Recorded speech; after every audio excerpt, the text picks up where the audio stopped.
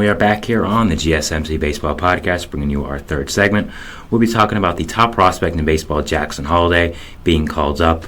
So, yeah, let's get straight into this.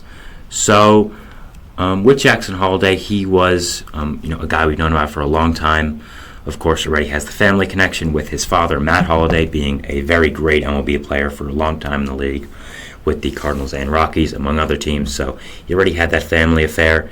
He was a top prospect coming out of high school, and of course was the first overall pick by the Orioles around 2 years ago. So, I've been waiting a long time for Holliday to come up. He's been the number one prospect in baseball for around a year now. I think it's been him, Francisco Alvarez, Jackson Chourio, James Wood, and some other guys as the consensus top guys. And Chourio's just got a big extension with the Brewers. Alvarez is tearing it up with the Mets. James Wood's on the cusp of coming up. So I think it was Holliday's time, and I think the Orioles are realizing that right now. So, the first question I want to ask, though, is why did this take so long? I mean, he should have been on the MLB roster opening day, without a doubt, 100%.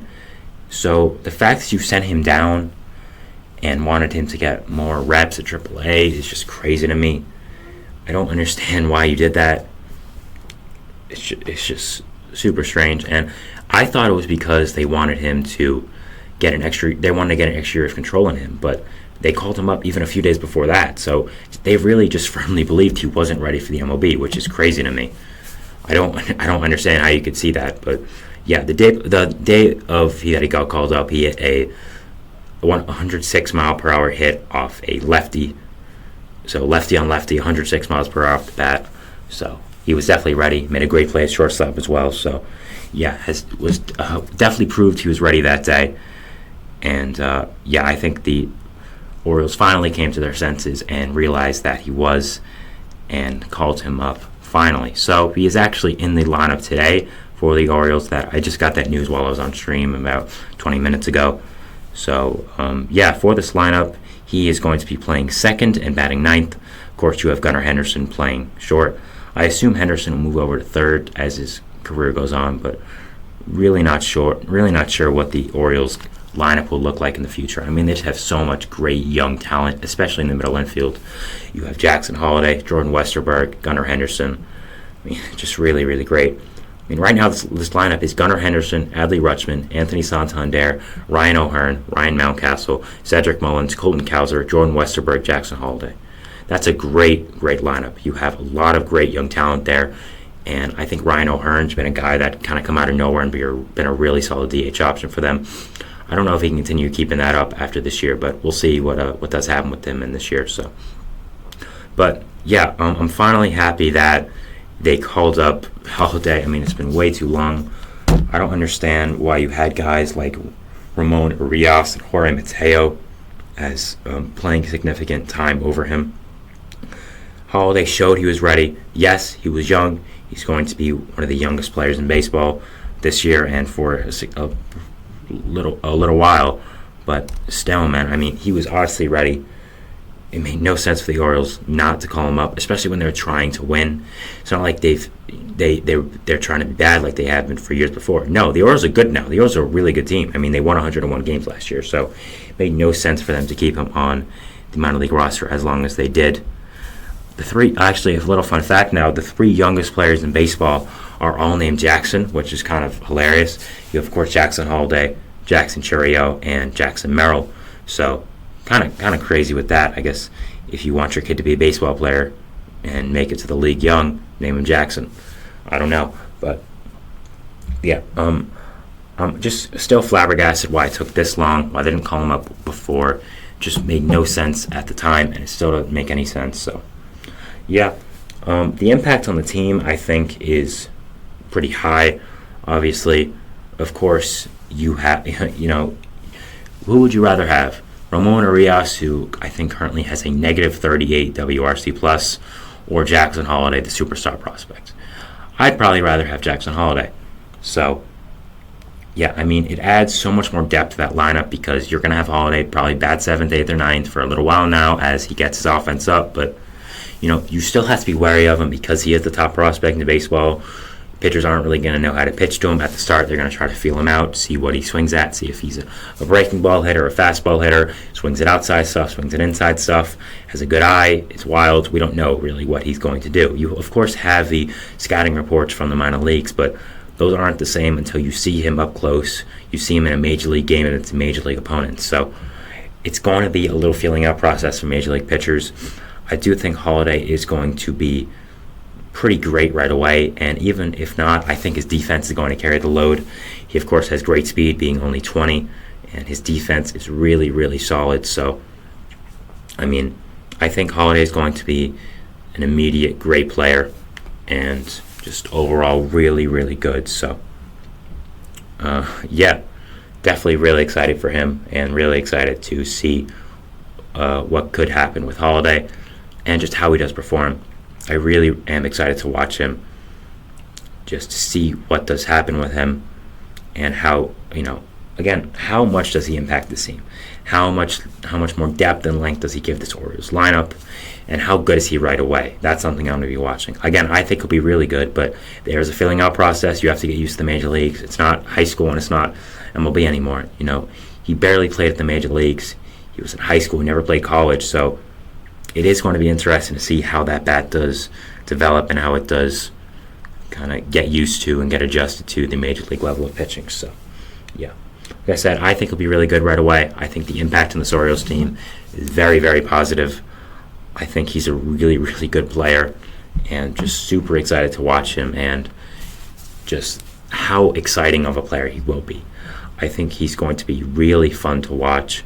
He has a slick glove, great speed, that hair as well. I mean, hey, it adds to a baseball player. What am I going to say? Long hair means you're going to be better. So, still got that baby face. So I think there's a lot of marketability there. And the Orioles' young talent is finally coming up. They have so much more on the horizon as well, which is crazy. I mean, guys like Heston Kjerstad, Samuel Basallo, Enrique Bradfield Jr. is another guy I'm pretty high on as well. So, yeah, I think the Orioles have so much young talent. Holliday's only the cusp of it. He's the number one guy, of course, but they have so much depth in that farm system that they're going to keep churning out young talent all the way. So, yeah, definitely super exciting, and it's going to be really exciting to watch. I mean, other guys, I forgot, of course, about Kobe Mayo as well, another guy who they're going to call up, and even so, just the young talent you already have there. Guys like Gunnar Henderson, guys like Colton Cowser, Jordan Westerberg, just the sheer amount of talent the Orioles have in this farm system is incredible, and really excited to watch it as season goes on and as just the seasons, plural, go on. Seeing how everyone does perform. So, yeah, definitely going to be fun to watch that. Now, an outlook for the Orioles right now, I still think they're one of the better teams in baseball. Corbin Burns has played up to his potential with the Orioles. He's been really, really impactful, been really, really good. And I think the trade is working out real nice for them so far. He's been very, very good. We just talked about it today, how he had a great start against the Red Sox. He's really been everything they've wanted. And, other than that, they have other guys in the rotation who are ready to make an impact. Guys like Grayson Rodriguez, guys like Dean Kramer, John Means. And with Kyle Bradish out for we don't know how long, you need these guys to step up. You, of course, have Burns. But after Burns, you don't, everything's kind of a question mark. So it's definitely important that these guys do step up. And it is definitely important that the Orioles do have their young pitchers perform really well. I think Grayson Rodriguez really is the key to this Orioles team being good or not. He's been good so far, but if you can continue it up, you have a legit number 2. And when Kyle Bradish comes up, you have a number 3 that no one can screw around with.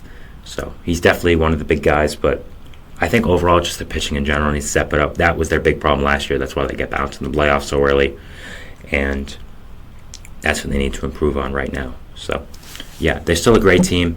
I still have them as probably the best team in the AL. I'd say it's likely that they are the best team in the AL, in my personal opinion. So, yeah, just, again, super exciting to watch them and super interested to see what does end up happening with this team and how much Holliday does affect them.